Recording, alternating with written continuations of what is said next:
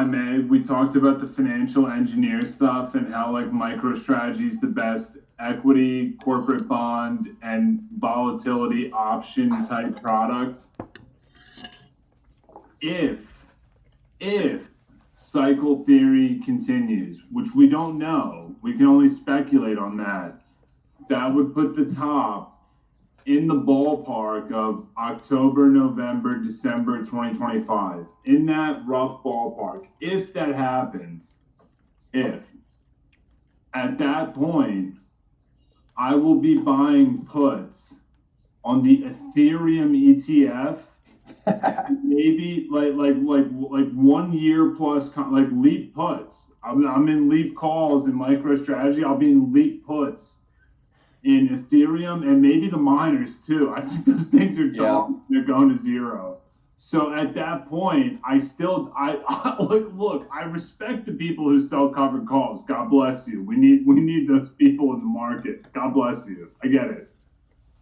I never see the trade of selling covered calls. I'd rather take like the asymmetric bet on like well-timed like Ethereum puts or like puts on the miners instead of selling covered calls on MicroStrategy. Yeah, well, go ahead.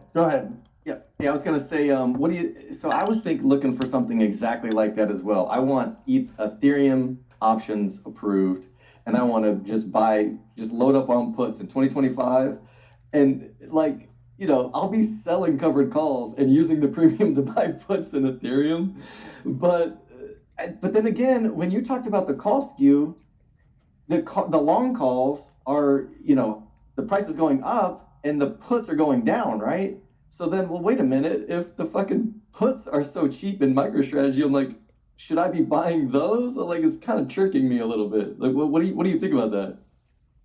Like, I don't want to short it, but I'm like, well, wait a minute. If the call skew is telling me they're underpriced, am I supposed to? Like, I don't know. Explain this to me. Like, I'm five because I am five.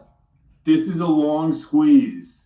This is a key. This is not only a key characteristic of a long squeeze.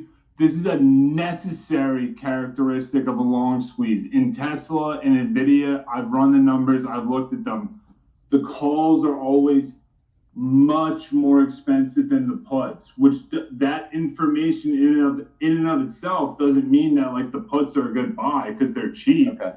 There's a reason that the market is valuing it as such. That's my interpretation. I could be wrong. I'm an idiot. That's my interpretation.